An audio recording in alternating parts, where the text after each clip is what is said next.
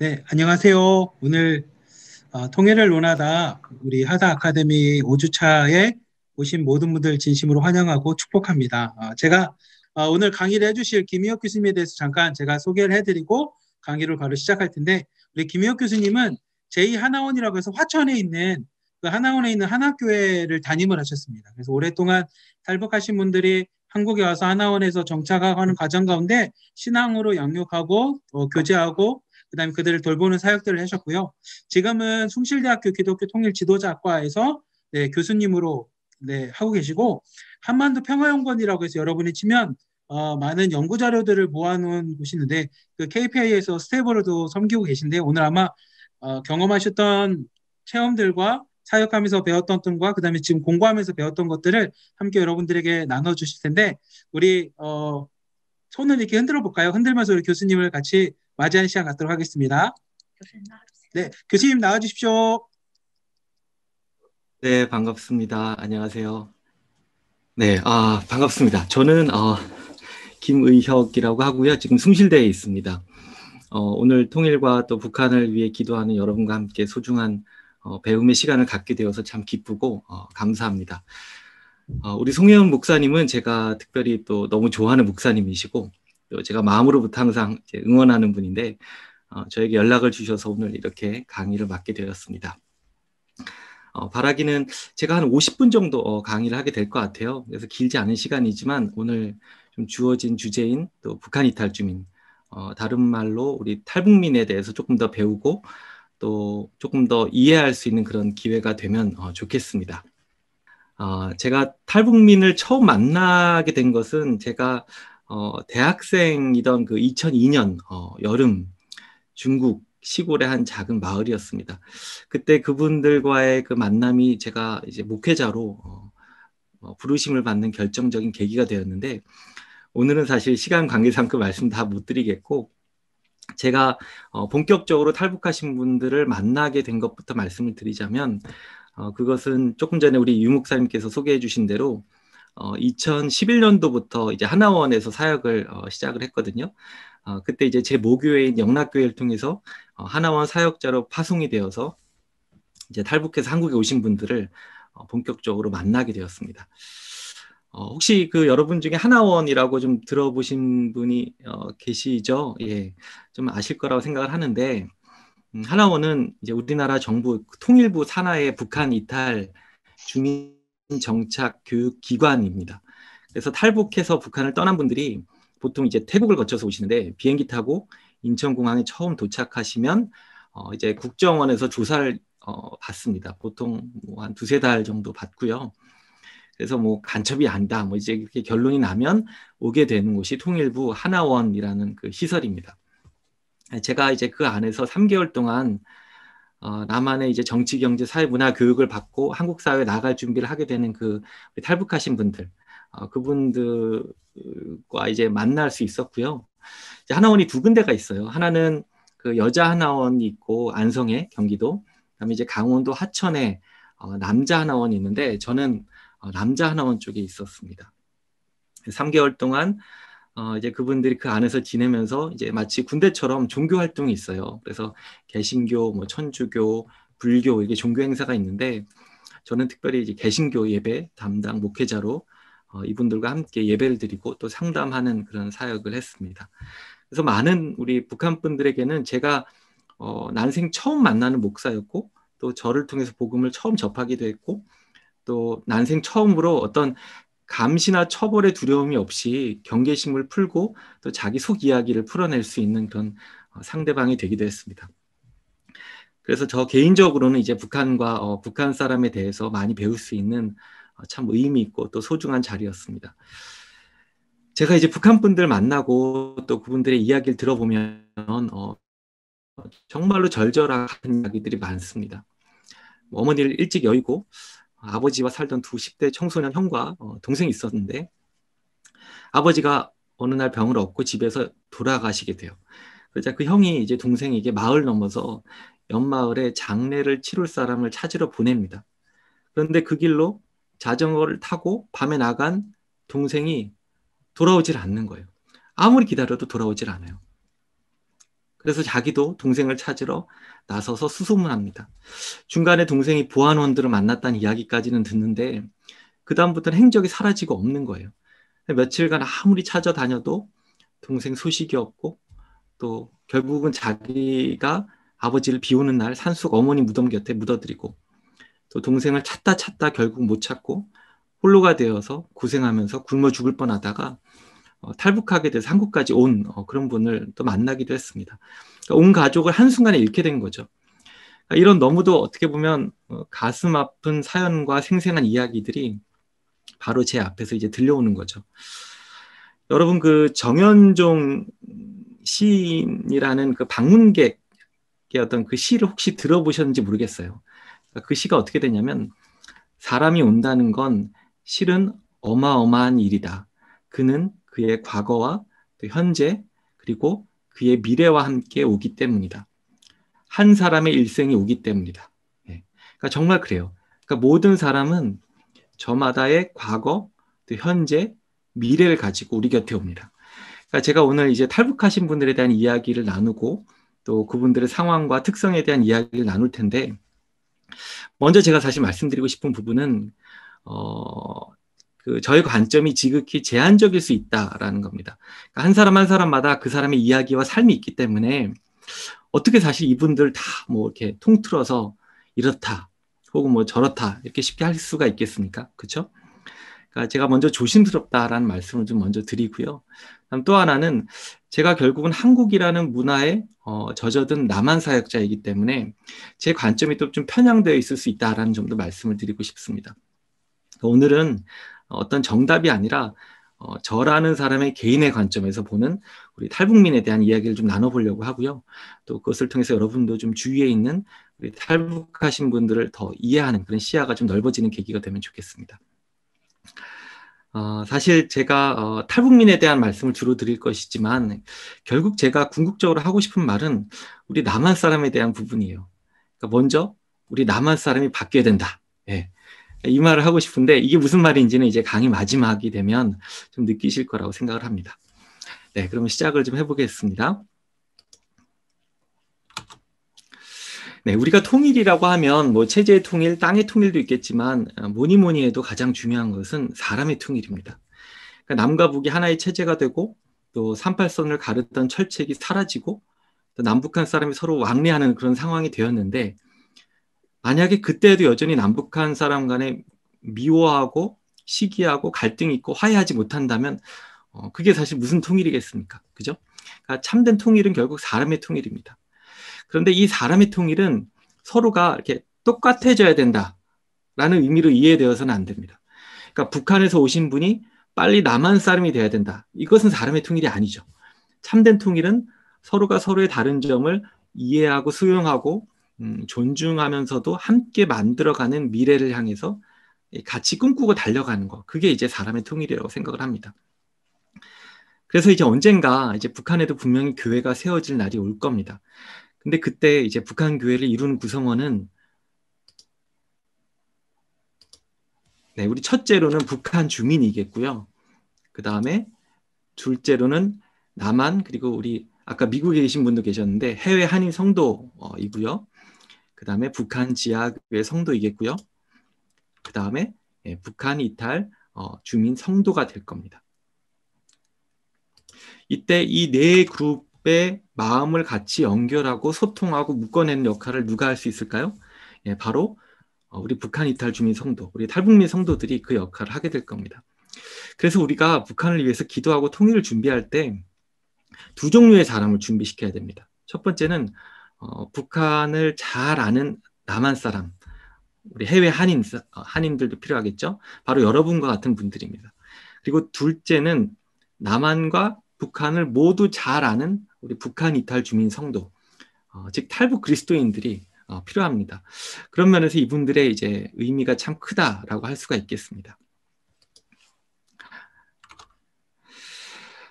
자, 그럼 우리 탈북민들은 어떤 과정을 통해서 우리 곁에 오시게 될까요? 간단히만 살펴보겠습니다. 고난의 행군 이야기는 다 들어보셨을 겁니다. 1994년에 김일성이 죽고 또 이듬해부터 북한의 큰 수해와 가뭄이 몇 년간 연속적으로 닥칩니다. 그래서 어마어마한 식량난이 닥치죠. 그리고 90년대 후반에 수많은 이제 북한 주민이 식량을 구하러 중국에 탈북하게 됩니다. 그러니까 이분들은 이때 원래부터 나는 남한에 가야지 하고 나온 사람들은 거의 없었어요. 다만 식량을 구하고 또 가족을 먹여 살리기 위해서 목숨을 걸고 중국에 나오게 된 거죠. 많은 분들이 다시 결국 북한으로 돌아가세요. 그런데 이제 그 중간에 또 역시 많은 분들이 돌아가지 못하게 됩니다. 그래서 여성분들은 뭐 인신매매 당하기도 하고 또 중간에 돌아가시기도 하고 또 어떤 분들은 결국 돌아갈 곳이 없어져서 헤매고 헤매다가 남한까지 오게 되는 거죠. 그래서 2000년대 초반부터 남한에 들어오시는 우리 북한 분들의 수가 급격히 증가하는데 이분들은 대부분 여기 지도에 보시면 중국을 거쳐서 동남아까지 와서 한국행 비행기를 타게 됩니다. 그러니까 이 여행이 결코 만만치가 않아요. 저 광활한 중국 대륙을 그 겹겹의 그 검사와 그 감시망을 뚫고 태국까지 와야지 남한에 오게 되는 겁니다. 그래서 지금까지 이제 한국에 들어온 탈북민은 한 3만 3천 명 정도 됩니다. 그 중에 여성이 2만 4천 명, 그리고 남성은 9,400명 정도 됩니다. 그러니까 여성이 7대 3 비율 정도로 훨씬 많습니다. 그런데 이제 실제로 우리 한국 내 탈북민 숫자는 이것보다는 좀 많이 적을 거라고 생각해요. 왜냐하면 한국에 왔다가 다시 해외로 나간 분들이 꽤 많아요. 거의 뭐 한 2, 3천 명 가까이도 되지 않을까 추측을 하고요.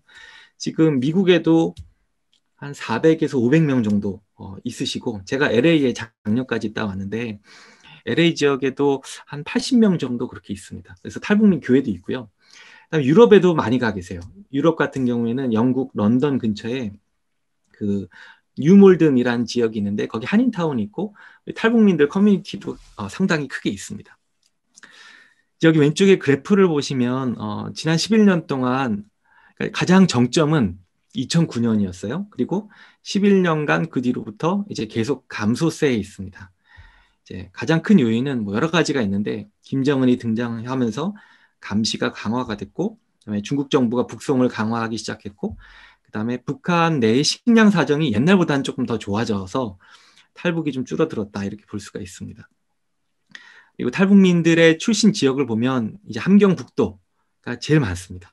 그다음에 이제 양강도가 있고요. 한 두 지역만 합치면 80% 정도 됩니다. 그러니까 지역적인 편중이 좀 있다고 봐야 됩니다. 그러니까 계층적인 편중도 있고, 그래서 필연적으로 그 경험의 편중이 있습니다. 북한의 어떤 한 지역에서 평생 동안 살아오신 분은 다른 지역을 제대로 알기가 힘들어요. 그만큼 북한 안에서는 모든 이제 정보가 차단이 되어 있습니다. 그래서 이제 탈북하신 분들의 몇몇의 이야기만을 듣고 북한은 이렇다, 뭐 저렇다라고 섣불리 판단하는 것은 우리가 좀 조심을 해야 됩니다. 그렇다고 그분들이 말씀하시는 게 거짓말은 아니에요. 그냥 우리가 어떻게 이해해야 되냐면, 저분이 경험하신 북한의 모습은 저렇구나, 이렇게 이해하시면 됩니다.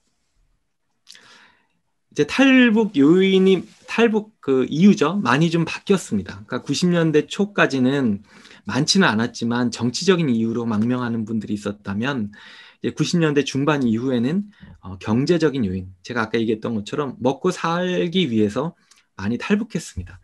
그런데 요즘은 훨씬 더 다양해졌어요. 김병로 교수님 같은 분은 탈북이 생계형에서 생활형으로 바뀌었다, 이렇게 말씀합니다. 즉 이제는 먹고 사는 문제뿐만 아니라 자아성취, 뭐 더 나은 삶을 추구하거나 때로는 내 자녀에게 더 좋은 미래를 주기 위해서 이런 여러 가지 좀 복합적인 이유로 남한에 오시는 분들이 점점 늘어났습니다. 그리고 이제 연계형 탈북자라는 말도 있는데, 그러니까 먼저 온 사람들이 자기 가족을 연계해서 데려오는 거죠. 이걸 의미하는 겁니다. 그러니까 이제 탈북민 역사가 벌써 20년이 됐기 때문에 이제 1세대가 지나고 그분들이 또 가족들을 데려온 이제 2세대까지 이어져 왔다라고 볼 수가 있겠습니다. 이분들이 이제 한국에 입국하고 정착하는 절차인데, 뭐 아까 제가 말씀드렸던 것처럼 처음에 오면 국정원 조사를 받고, 그다음에 하나원에 가서 3개월 동안 교육을 받고, 또 하나원을 수료하면 우리나라 그 주택공사 있죠, LH공사에서 주택을 이렇게 지원해 줍니다. 그래서 전국에 흩어져서 살아가시게 됩니다. 이건 이제 하나교회, 제가 사역했던 교회 모습이고요. 왼쪽 위는 우리 여자 하나원 새벽 예배 모습이고, 또 그 아래는 여자 하나원 주일 예배입니다. 그리고 오른쪽 위가 제가 사역했던 남자 하나원 예배 시간 모습이고, 또 오른쪽 아래는 여자 하나원의 그 아이들 부서입니다. 요즘은 이제 중국에서 태어난 아이들이 많기 때문에 많은 아이들이 중국어만 하는 경우가 많습니다. 네. 자, 이분들이 이제 한국에 옵니다. 우여곡절 끝에 도착한 그 한국에서의 삶이 어떨까요? 장밋빛 현실일까? 사실 그러면 좋겠는데 안타깝게도 그렇지가 않아요. 그러니까 여기 옆에 사진에서도 나와 있지만 뭐 탈북보다 취업이 더 어렵다 이런 말이 있습니다. 그러니까 한국 사회가 정말 만만치 않은 거예요. 여러분 생각해 보세요. 우리처럼 뭐 한국에서 태어나서 부모님도 있고 또 친구도 있고 또 초중고등학교 정규 교육을 다 받고 심지어 대학도 나오고 뭐 스펙도 이렇게 쌓은 남한 사람들이, 요즘 대학생들이 한국 사회를 뭐라 그래요? 헬조선 이렇게 얘기하잖아요. 헬조선. 그렇게 하는 마당에 아무런 연고도 없고 기술과 지식도 없이 맨 땅에 그 헤딩하는 그 심정으로 한국에서 살아가는 탈북민들이 얼마나 이렇게 어렵겠습니까? 이분들이 이 남한의 치열하고 또 경쟁적인 자본주의 문화에 많은 분들이 압도되고 절망합니다. 그러니까 평생 어떤 피 터지는 경쟁을 경험해 보신 적이 없는 분들이 갑자기 정신 차리고 보니까 남한 한복판에 있는 거예요. 특별히 이제 그 이제 3D 업종이라고 하잖아요. 좀 어려운 이제 일들. 그런데 취업하신 분들은 그 남한식 어떤 노동 강도를 버텨내지를 못하세요. 보통 이제 북한에서 모든 일들이 다 이렇게 설렁설렁 하거든요. 이 사회주의 그 체제가. 거기다가 이제 영양 부족도 있으시고 여러 가지 고생하시면서 건강도 안 좋으세요. 그러니까 몸에 하나씩 병은 다 안고 계세요. 근데 이분들이 이제 취직을 해서 가면 자존심은 강하신데 남한 관리자들이 이제 뭐라고 막 욕하면서 하면 이분들이 결코 지실 분들이 아닙니다.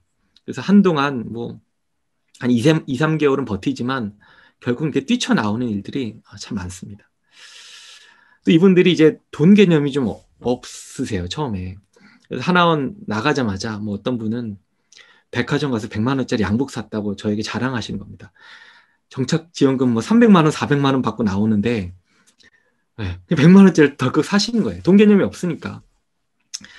또 어떤 친구는 나와서 얼마 안 됐는데 자기 차 샀다고 일제 그 알티마 중형차를 사가지고 온 겁니다.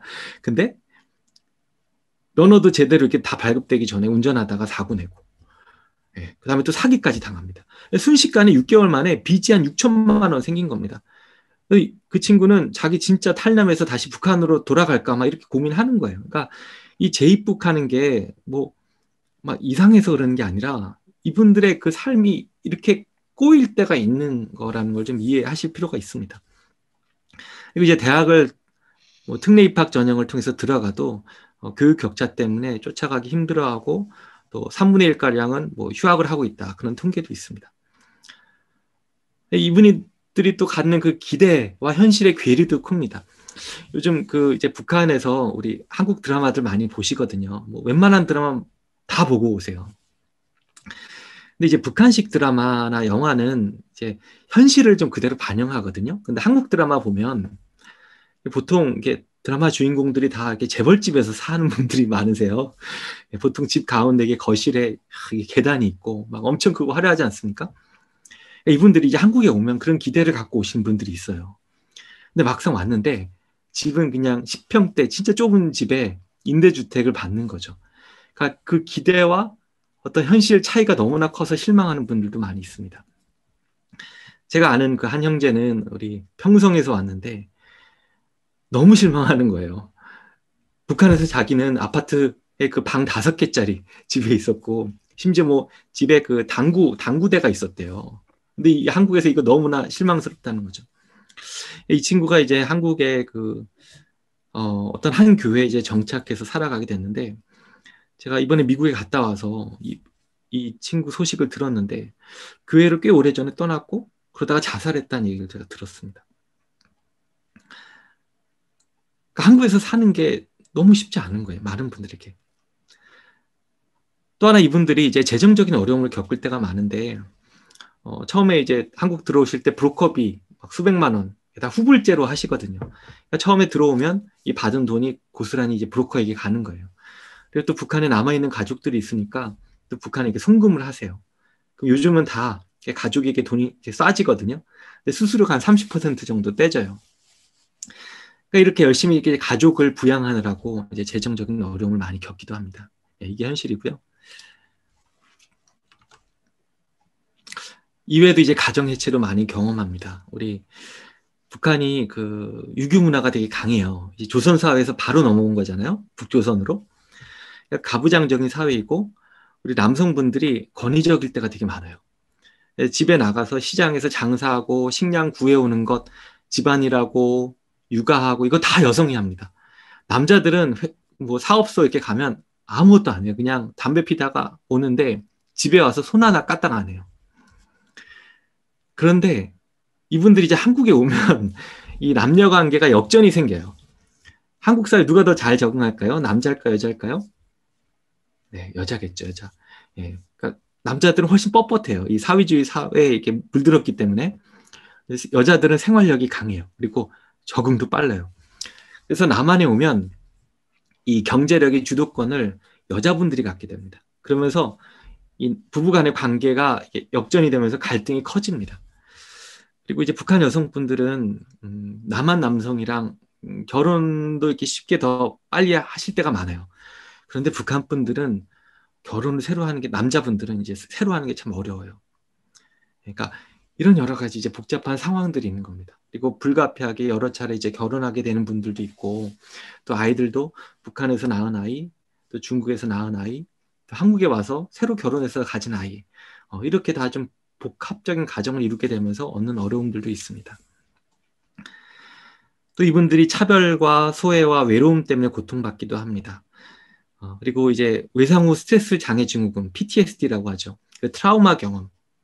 북한에서 가졌던 트라우마, 또 중국에서 가졌던 트라우마, 그다음에 가족에 대한 죄책감들, 이런 것들이 지속적으로 이분들의 마음을 이렇게 괴롭히는 겁니다.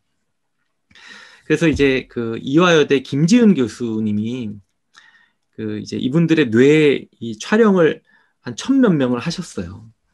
그러면서 이제 북한 분들이 갖는 이제 우울증 지수에 대해서 이렇게 검사를 했거든요. 그랬더니 어떤 결과가 나왔냐면 북한 분들의 우울증 지수가 한국에 와서 10년 동안 계속해서 내려가는 게 아니라 계속해서 증가한다는 거예요. 그러니까 한국에 온 것이 이분들한테 천국에 온 것처럼 답이 아니라 오히려 계속 큰 어려움으로 가중된다는 겁니다. 그래서 많은 분들이 자살하고 탈북민 자살률이 우리 남한 사람이 원래 세계 1위잖아요. 근데 3배나 높다. 이런 조사 결과도 있습니다. 그러니까 그만큼 이제 한국에서의 상황이 만만치 않다. 예, 그래서 또 탈남해서 뭐 미국 가기도 하고 재입국한다, 이 말씀을 제가 드렸습니다. 우리 북한 분들의 특징이 몇 가지가 있는데 한국 사람들의 관점에서 보는 거예요. 자기만의 방식에 대한 확신과 고집이 강하세요. 한국 분들이 뭔가를 가르쳐줘도 잘 받아들이지 않는 것처럼 보여요. 근데 어쩌면 너무나 당연한 거예요. 왜일까요? 국가가 이분들을 지켜주지 못했잖아요. 그러니까 이분들은 자기 스스로 자기 힘으로 버티고 살아오신 거예요. 어쩌면 그런 분들만 살아남으시고 여기까지 올 수 있는 원동력이 된 겁니다. 이해되시죠? 그 다음에 이제 이분법적인 사고방식이 있으세요. 이게 뭐냐? 그러니까 북한에서는 그렇잖아요. 수령이 얘기하는 답만이 옳고 나머지는 다 잘못된 거예요. 근데 한국에 와보니까 이 자유민주주의 사회에서 나타나는 그 다양한 의견, 다원화된 그 사회적인 모습이 이해가 안 되는 겁니다. 그러니까 이분들이 그러다 보니까 처음 몇 년 동안은 모든 것을 흑백 논리로 극단적으로 보는 경향들이 있고, 이러다 보니까 남한 분들과 같이 부딪히기도 합니다. 자유세계에 대한 이해가 부족합니다. 한국 사회는 자유롭지만 또 그에 대한 책임도 져야 하는 어떤 그 시민적인 의무를 강조하는데, 이 부분에 대해서 이제 익숙해지는 것도 시간이 좀 걸릴 때가 있습니다.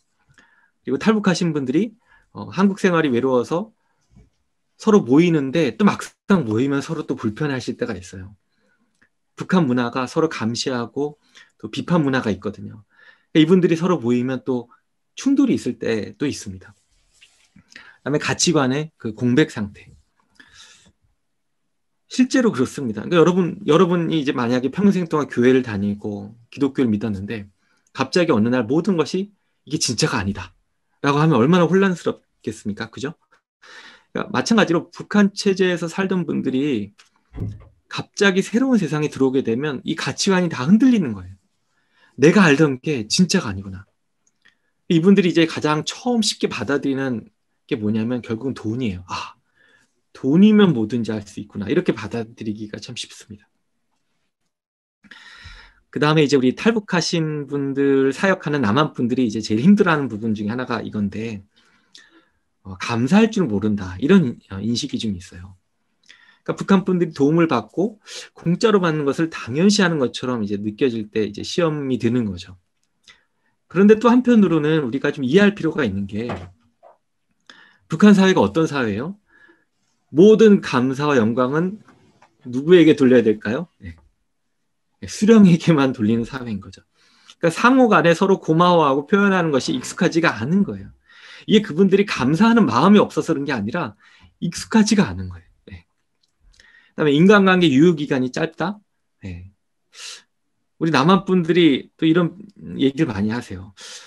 도움을 줄 때는 쉽게 즉각적으로 연락이 잘 되다가 그 다음에 좀 필요가 없어지면 연락이 잘 안 되는 것 같기도 하고 또 잠수를 갑자기 타버리는 경우도 많다. 이렇게 얘기합니다. 교회도 잘 나오다가 갑자기 카톡도 끊고 그냥 사라져요. 그리고 몇 달 후에 갑자기 아무런 일이 없었다는 듯이 나타납니다. 이런 모습에 이제 당황해 하시는 거죠. 왜 그럴까? 네. 제가 얘기했던 이 모든 것이 그냥 같이 포함되어 있다라고 보시면 됩니다. 그러니까 불안한 심리 상태가 있는 거고 이분들 안에 그 다음에 어떤 그 사람에 대한 신뢰를 두기가 참 어려운 이분들의 그 삶의 경험이 있는 거예요. 그러니까 북한에서도 곁에 있는 사람을 믿을 수가 없는 거죠. 그렇게 교육을 받은 겁니다. 괜히 속마음을 내가 솔직하게 털어놓으면 다음날 수용소로 끌려가고 없는 상황이 될 수가 있는 거죠. 그러니까 마음을 쉽게 못 열어요, 이분들이. 그러니까 내가 정말 믿을 수 있는 사람 아니면 그걸 못 여시는 거죠. 그리고 한번 그렇게 열어줬던 사람들조차도 탈북하면서 그 모든 관계가 다 날아가잖아요. 그러니까 또 다시 내가 누군가와 관계를 맺는다는 것이 이게 참 힘든 겁니다. 이해되시죠? 네. 그리고 또 하나 이제 오해받는 것이 이분들이 이제 뭐 거짓말을 잘한다. 이제 이런 이제 오해들도 있는데 이거는 다 비슷한 맥락인 거예요. 솔직하게 얘기하면 안 되는 사회, 이중적인 사회에서 살다 왔기 때문에 정말 내가 믿을 수 있는 사람들에게만 속 얘기를 이제 털어놓으시는 거죠. 그리고 이제 주입식 교육에 대한 거부감이 강하다. 이런 부분들도 있습니다. 이분들이 평생 동안 지긋지긋하게 일방적인 교육을 받아왔고 그럼 어떻게 해야 돼요? 자기가 동의하지 않아도 그냥 동의하는 척 계속 네, 네 이렇게 해야 되는 겁니다. 그래야지 살아남을 수가 있습니다. 근데 문제는 뭐냐면 이분들이 남한 교회 와서도 그래요. 남한 분들이 만나자마자 사형리를 막 전하면 네, 네 하고 다 영접을 하세요. 근데 마음속으로는 실제로 그렇지 않을 때가 훨씬 많습니다. 그러니까 우리가 그런 부분들을 좀 이해할 필요가 있겠다 싶습니다. 우리 북한 이탈 주민들의 한국교회 경험을 제가 좀 이야기 나누고 싶은데 이게 제 이제 박사 논문으로 연구한 부분이기도 한데 여기 보시면 탈북민들에 대한 조사가 있었는데 기독교인으로 응답한 분들이 한 42% 정도 돼요. 2011년에. 그러다가 2014년에 한 8% 정도 줄어요. 근데 실제로 이제 2000년대 초반에는 한 6, 70% 정도 된다고 했었거든요. 계속 이렇게 떨어지고 있는 겁니다. 그리고 요즘은 이제 이 통계를 더 이상 내질 않아요. 국가에서. 왜 그런지 모르겠는데 대부분 이제 사역하시는 분들은 이것보다 훨씬 더 줄어들었을 거다라고 봅니다. 그리고 이 중에서도 교회를 다니는 사람들 중에서도 실제로 마음에 신앙이 있는 사람은 그 중에 뭐 10분의 1? 막 이런 얘기까지 하는 거예요. 그러니까 정말 많지 않습니다. 어떻게 보면. 뭐가 문제일까? 한국 교회가 이분들을 열심히 섬기지 않아서일까?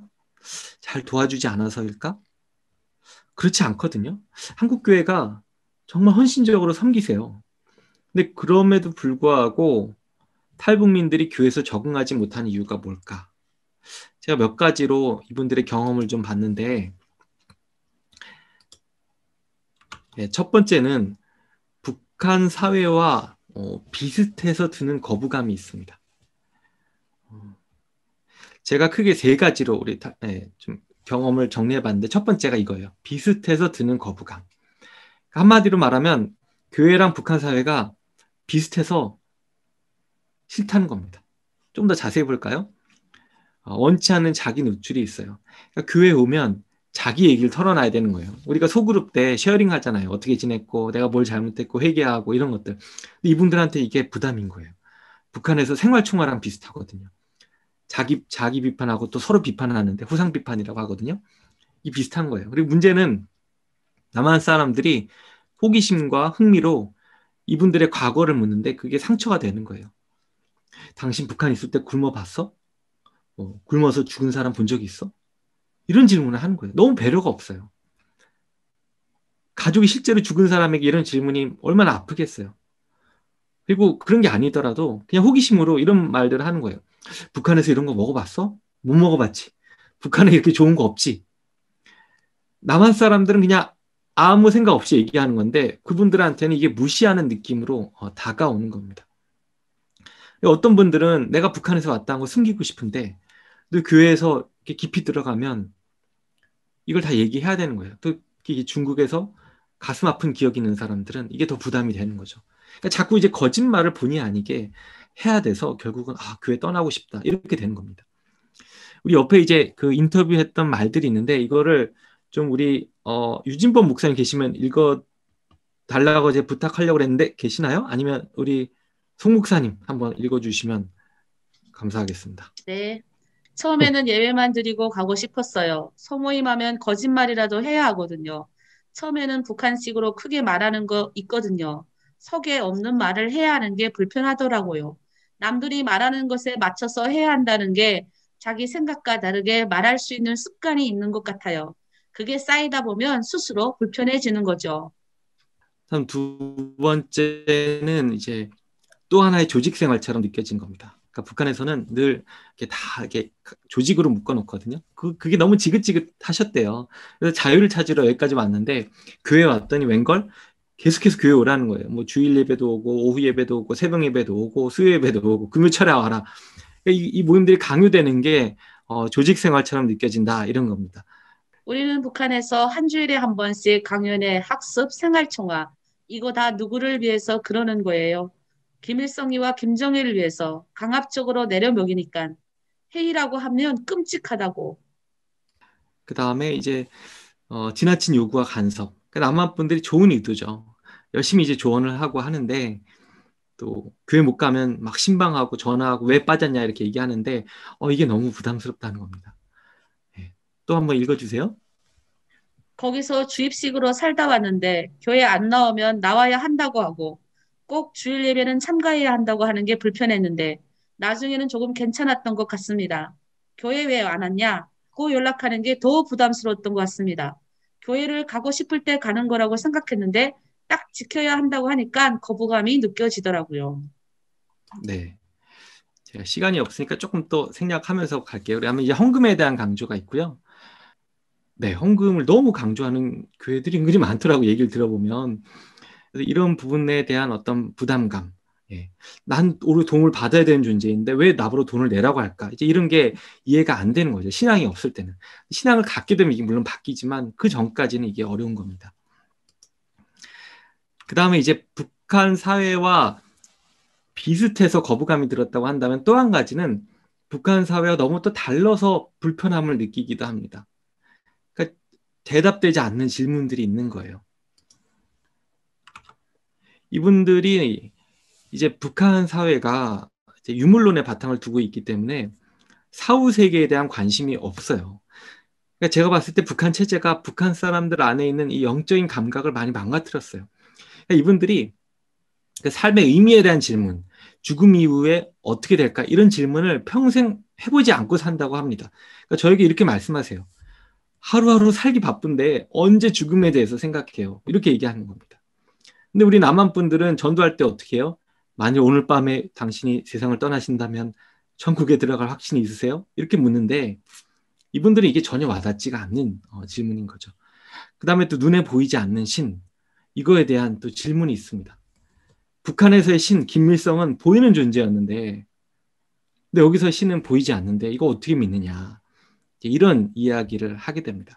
그다음에 교회에서 하는 뭐 여러 가지 용어들, 종교적인 뭐 창조, 구원, 영생, 부활, 이게 이해가 되지 않는다, 이런 분들이 참 많습니다.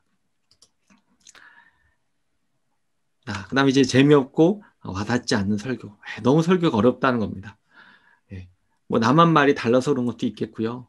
이분들이 성경을 잘 몰라서 그런 것도 있고, 또 하나는 목사님들이 이분들의 삶과 상황에 적절하게 연결되는 설교를 잘 못하신 것 같아요. 그래서 어떤 분은 그냥 설교 자체를 알아듣는데 1년이 걸렸다고 그러고, 제대로 이해되는데 한 2년, 3년 매주 교회 가셨던 분인데도 그러니까 그만큼 걸리는 거예요. 그러니까 이분들은 이게 시간이 필요한데 남한 분들은 너무 급한 거예요. 이분들한테 빨리 복음 전하려고 그래요. 빨리. 그러면 이분들이 이제 싫어하시는 거죠. 그다음에 이제 일방적인 가르침, 무조건 믿으라. 이거 한번 다시 좀 읽어봐 주세요.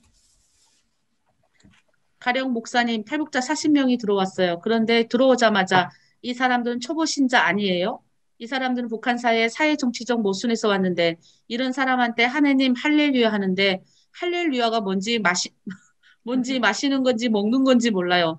자, 그렇게 되면 이 사람들한테 하나님께서 이 세상이 왜 생겨났으며 왜 우리가 하나님을 믿어야 하는가를 체계적으로 납득이 되게 해줘야지. 그것도 안 하고 들어오자마자 언제 왔어요? 반갑습니다. 그리고 내일부터 신방 접수하고 그 다음에 전화해서 우리 하나님께서는 그래, 여기 한국 사람들이 북한에 가서 김일성 혁명 역사 들으면 알아요? 모른다고요. 눈 감고 아웅하지 말라.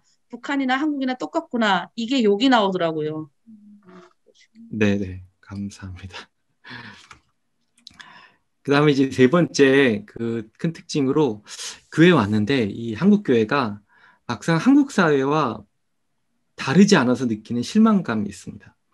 이분들이 교회에 기대를 많이 하고 오거든요. 근데 교회에 와봤는데 한국 사회와 별로 다르지 않은 거예요. 그러니까 교회 안에도 선입견과 차별이 있고, 또 교회는 이분들을 그냥 당연히 어떤 김일성에게 세뇌받고 김일성을 숭배하며 살아왔을 거라고 가정을 하고 이분들을 개종시키고 변화시켜야 될 존재로 쉽게 단정하는 겁니다. 야, 너는 잘못 살아왔어. 그러니까 너는 과거에 너를 다 버리고 새로운 존재가 돼야 돼. 우리가 그 길을 가르쳐 줄게. 이렇게 말하는 것처럼 느끼는 겁니다. 그리고 남한 분들이 이분들을 도우면서 이분들에 대해서 뭔가 불쌍한 존재로 라고 느낄 때 이분들은 이류 성도가 되어서 마음이 떠날 때가 많은 거죠.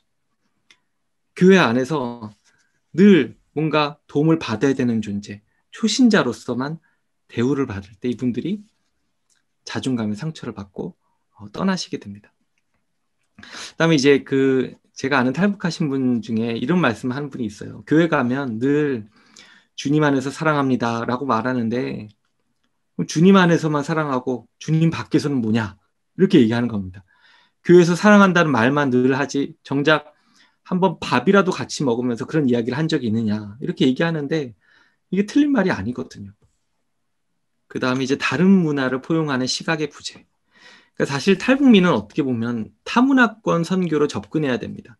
그분들의 고유한 문화, 특징을 존중하면서 접근해야 되는데 이걸 이제 문화상대주의라고 하는데, 이런 관점이 없이 한국 분들이 어떤 우월감을 갖고 이분들을 훈계하고 가르치려고 할 때 이분들이 이제 교회에서 튕겨져 나가게 됩니다. 저와 아주 가까웠던 한 탈북 친구가 경험한 얘기인데 이것도 한번 좀 읽어주시겠어요? 교회에 가면 그냥 혼자 앉아 제 마음속으로 기도하는데 어느 날 장로님이 팔 잡아다가 끌어서 교회 교단 앞에 무릎 꿇고 앉히는 거예요. 강요가 네가 북한에서 이렇게 우상을 믿으며 김일성을 존중하면서 살아온 거를 하나님 앞에 얘기하고 하나님, 내가 잘못 살았습니다. 용서해 주십시오. 이제부터 하나님 믿고 살겠습니다. 이렇게 기도하라는 거예요. 근데 거기서 저는 굉장히 반감이 생겼거든요. 사람이 어떻게 살아왔는지, 어떤 생각을 가지고 있는지 알려고도 안 하고, 이 사람은 이렇게 살았구나 하는 거로 단정 지어 버리는 거 있잖아요. 사실 저는 김일성을 믿고 살지도 않았고, 너무 중후하고 그것에 대한 너무 많은 한면을 느끼며 살아서 그게 너무 싫어서 오게 되었는데, 이제 그런 것을 자기 생각으로 판단하고 저를 이제 막 그 앞에 무릎 꿇게 하는 게 너무 싫었거든요. 네. 그러니까 한국 분들 입장에서는 이분들에게 가르쳐 주고 싶은 것이 많지만 이분들에게 가르쳐 주기 전에 먼저 필요한 게 뭘까? 먼저 이분들의 그 마음의 소리를 경청하는 겁니다. 듣는 겁니다. 그냥 한두 번 뭐 어떻게 살아왔는지 듣고 판단하는 게 아니고 먼저 친구가 되고 수평적인 관계를 만들도록 노력해야 됩니다. 예. 그게 너무나 중요한 겁니다. 관계가 중요합니다. 관계. 이분들과 우리가 관계를 잘 맺는 게 필요한데 어떤 관계가 잘 맺는 건가? 우리 마지막으로 이 두 글을 한번 읽어볼 텐데 우리 목사님 다시 한번 부탁드릴게요. 북한에서 조직 생활에서 빠지면 연락이 와요. 지겨워요. 연락이 오고 안 오면 집까지 찾아와요. 되게 뭐라고 하고 그리고 비판하고 모든 사람 앞에서 그 사람을 욕하고 찌르는 거예요. 교회에 빠졌어요. 그럼 연락 안 하는 게 나을까요? 그거는 또 말이 안 돼요. 그럼 관심 없다고 생각할 것 같아요. 신앙이 없는 사람이라면 차라리 그게 편할지 모르겠지만 진짜 상황이 무슨 일이 생겼을 때는 어떻게 해요? 저는 오히려 연락 주는 걸 좋아해요. 네, 이게 이제 탈북민의 목소리인 거고 네, 그 다음에 또 굉장히 공동체에 계시고 싶어 하면서 공동체에 계시고 싶어 하지 않는 그분들 내에 갈등이 있는 것 같아요. 어디 소속되고 싶은데 막상 소속되면 제재가 들어온다고 느끼는 분들이 꽤 계셨어요. 내가 안 가면 안 갈 일이 있나 보다 하고 하는 것이 아니라 구속받는다는 느낌인 거죠. 그런데 계속 안 와서 그냥 안 와주시는가 보다 하면 또 관심이 없다고 서운해하시고 여기서의 모든 키워드는 관계성이죠. 내가 이 사람과의 관계가 어느 정도인가. 나만 사역자. 네. 네. 그러니까 여기서 보면 어떤 정답이 있는 건 아니에요. 그러니까 관계에 어떤 정답이 있겠습니까? 다만 그러니까 서로 이해하고 소통하고 진심으로 경청하는 관계를 어떻게 만들어 가느냐 이게 중요하다는 생각이 듭니다. 그래서 우리가 그 한국 교회가 이제 탈북민 사역의 목표의 전환이 좀 필요하다고 저는 보는데 한국 교회는 탈북민이 오면 기본적으로 이런 순서로 이분들을 대합니다. 먼저 이분들이 빨리 정착하게끔 도와주고 그 다음에 신앙을 이분들이 빨리 갖게끔 하고 그것을 통해서 통일, 그 다음에 북한 선교 일꾼으로 준비시키려고 합니다. 저는 이 의도 자체가 잘못되었다고 생각하지는 않지만 한 가지 위험성이 있다고 생각해요. 이분들을 너무 목표지향적으로 바라보는 겁니다. 그러다 보니까 한국교회가 이분들을 부를 때 뭐 미리 온 통일이다, 북한 선교의 일꾼이다, 북한 선교의 선발대다 이렇게 얘기하는데 저는 이렇게 우리가 그분들을 부를 때 이분들이 있는 그대로 받아들이기보다는 한국교회의 일방적인 관심사로 이분들을 대하고 있다고 생각합니다. 물론 이분들이 미리 온 통일이 맞죠. 그리고 언젠가 북한 선교 일꾼이 될 것도 맞죠. 근데 그거는 우리가 이분들한테 더 씌워줘야 되는 정체성이 아닙니다. 오히려 이분들이 먼저 하나님을 알고 그다음에 하나님 자녀로서의 정체성을 가지게 되면 본인들 스스로 언젠가 하나님 앞에서 아, 북한 선교를 위해서 하나님께서 날 택하셔서 내가 여기까지 오게 됐구나. 이걸 스스로 확인하고 깨닫게 돼야 되는 겁니다. 그렇지 않고 근데 한국교회가 이제 겨우 교회 문턱을 넘어온 사람들한테 막 북한 선교 일꾼이다 막 이런 식으로 강조하는 거는 결국 이분들이 느끼기에는 뭐냐면 아, 교회가 내가 필요해서 나를 이용하려고 나에게 접근하는구나 이런 느낌을 주는 겁니다. 이런 순간 교회에 출석하는 게 하나의 거래가 되는 거죠. 어쩌면 저는 북한과 중국에서 정말 고생하시면서 남한에 온 분들에게 우리 남한 사람들이 해줘야 되는 얘기가 뭐냐면 여러분 이제 다시 빨리 준비해서 북한으로 들어가십시오. 이 얘기할 것이 아니라 여러분 지금까지는 여러분이 고생하셨으니까 이제는 쉬십시오. 우리 차례입니다. 우리가 하겠습니다. 이렇게 해야 되는 거 아닐까 이런 생각이 드는 거죠. 막 어떤 교회들은 우리 탈북민들이 교회 오면 막 돈을 줍니다. 그리고 결석하거나 지각하면 돈을 막 깎아요. 이게 말이 안 되는 거죠. 물론 이제 도움을 주고 싶어서 돈을 주는 거지만 이게 이제 위험이 너무나 큰 겁니다. 기독교 신앙이랑 교회 출석이 서로 맞교환되는 거래가 되는 거죠. 그러면서 신앙의 본질이 훼손될 때가 있습니다. 이거 돈을 주다 보면 돈을 주는 사람이 갑이 되고 북한 분들은 을이 되는 거예요. 권력 관계가 생기면서 진정한 그 수평적인 관계가 맺기가 어려워지는 겁니다. 저는 오히려 이 코로나 시기가 사실 어려운 시기잖아요. 우리 남한 분들도 힘들고 북한 분들도 힘들고 이때 서로 힘든 걸 좀 얘기하고 서로 좀 위로하고 그러니까 한쪽이 일방적으로 돕는 게 아니라 서로 도와주는 그런 관계를 만들어갈 수 있는 좋은 계기가 되면 좋겠다 이런 생각을 하게 됩니다. 그 다음에 복음은 어떻게 전해지느냐. 메신저가 메시지이다 이런 말이 있거든요. 그러니까 그 메시지를 전달하는 사람이 중요한 거예요. 그러니까 북한 분들이 복음을 언제 받아들이냐면 그냥 이렇게 뭐 사형리 전한다고 해서 받아들이는 게 아니고요. 이 복음이 이 사람의 인격을 통해서 나에게 다가올 때 이때 이분들이 받아들이시거든요. 그러니까 인격화된 복음. 이렇게 전해야 되는 겁니다. 시간이 훨씬 오래 걸려요. 근데 우리가 그만큼 길게 보고 복음을 전해야 된다라고 생각합니다.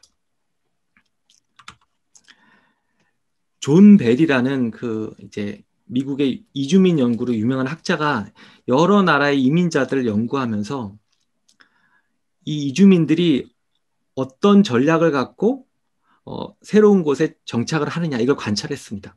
근데 네 가지 전략이 있다고 봤어요. 자기 원래 문화를 높게 여기고 그다음에 새로 온 문화도 높게 여기면 통합 전략을 한다. 그다음에 자기 원래 있었던 고향 문화를 낮게 여기고 새로운 문화를 높게 여기면 동화 전략을 한다. 그다음에 원래 문화를 높게 여기고 새로운 문화를 낮게 받아들이면 분리 전략이고요. 그다음에 원래 문화도 낮게 여기고 새로운 문화도 낮게 받아들이면 주변화 전략이에요. 근데 이 네 가지 전략 중에서 이주민들이 가장 사회에 성공적으로 정착하게 되는 게 어떤 전략일 것 같으세요? 네 개 중에?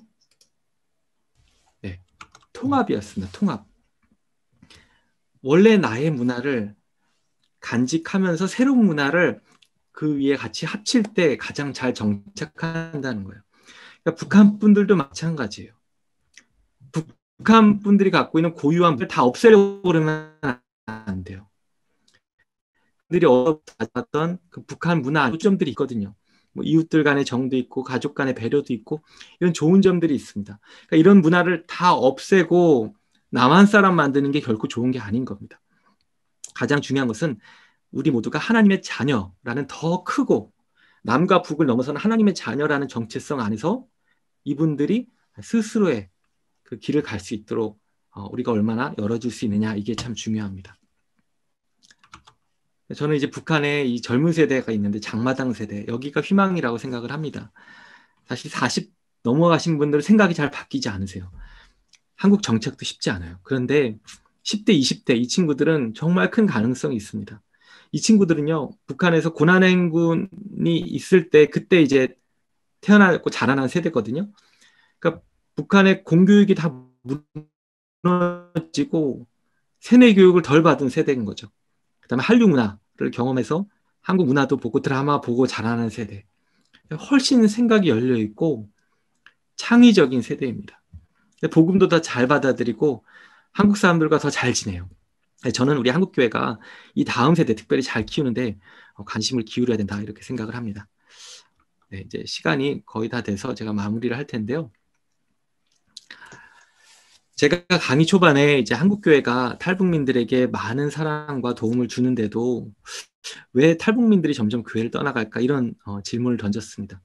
저는 근본적으로 그게 그분들의 문제라기보다는 우리 한국교회 문제라고 생각합니다. 그러니까 우리 문제인 거죠. 그러니까 이런 면에서 저는 한국교회에 참된 환대의 선교가 필요하다라고 믿습니다. 환대의 선교가 뭐냐면 환대가 뭐예요? 환대가 그거죠. 주인이 손님을 이렇게 후하게 대접하는 거죠. 창세기 18장에 보면 아브라함이 새 나그네를 이렇게 대접해요. 이게 성경의 가장 그 대표적인 환대의 모습입니다. 성경은 나그네를 환대하라 이걸 아주 강조하죠. 근데 문제는 이제 북에서 오신 분들이 한국 교회가 환대한다고 환대하는데 받아들이지 못하는 거예요. 왜냐하면 이 환대가 일방적인 환대이기 때문에 그렇습니다. 뭔가 우리가 그 위에 있고 뭔가 부족하고 모자란 너희들을 내가 도와준다. 불쌍한 너희들 우리가 도와줄게. 이 시혜적인 마음으로 주는 환대이기 때문에 그렇습니다. 이런 환대는 사람을 변화시키지 못해요. 그렇다면 어떻게 해야 될까? 가장 중요한 것은 환대의 선교에서 환대하는 주인이 우리라고 생각하면 안 돼요. 진짜 환대하시는 참 주인이 누구일까? 하나님이시거든요. 그러니까 우리가 이렇게 생각해야 돼요. 우리가 북한 분들을 환대하는 주인이 되었다고 생각하면 안 되고요. 하나님이 환대의 주인이신 거예요. 그러면 우리는 누굴까? 우리는 환대하시는 그 하나님의 초청을 먼저 경험한 사람들이에요. 남한 사람들은. 그렇기 때문에 우리가 북한 분들에게 환대한다는 것은 그분들보다 조금 더 앞서서 하나님의 환대를 받은 존재로서 이분들과 함께 하나님의 그 큰 환대 가운데 같이 들어가는 거죠. 우리가 그분들보다 더 우월하거나 나은 존재가 아닌 거예요. 우리나 북한 분들이나 다 하나님 앞에서 하나님의 은혜를 입은 자, 이런 정체성이 중요한 겁니다. 동등하게 가야 되는 겁니다. 그래서 저는 동행이라는 말이 너무나 중요하다고 생각해요. 남한 분들과 북한 분들이 함께 동행한다. 동등하게 수평적인 관계를 맺으면서 하나님의 잔치의 자리로 나아가는 것. 저는 이게 우리 탈북 선교가 돼야 된다고 생각을 합니다. 그래서 이제 복음을 전하기에 앞서서 먼저 그분들과 친구가 되면 좋겠습니다.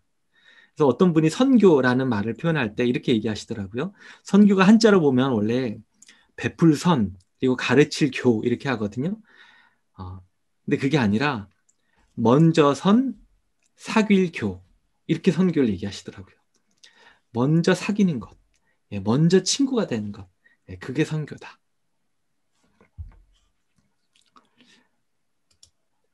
그럼 마지막으로 제가 앞부분에 소개했던 정현종 시인의 방문객이라는 시를 읽고 마치겠습니다. 우리 목사님 한 번만 더 부탁을 드립니다.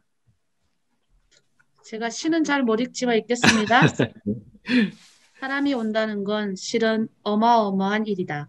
그는 그의 과거와 현재와 그리고 그의 미래와 함께 오기 때문이다. 한 사람의 일생이 오기 때문이다. 부서지기 쉬운, 그래서 부서지기도 했을 마음이 오는 것이다. 그 갈피를 아마 바람은 더듬어 볼 수 있을 마음. 내 마음이 그런 바람을 흉내낸다면 필경 한 대가 될 것이다.